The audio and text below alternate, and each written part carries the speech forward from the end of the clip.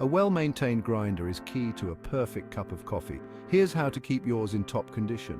Start by unplugging your grinder first and remove any beans and grind residues. Use a small brush to clean the blades and interior.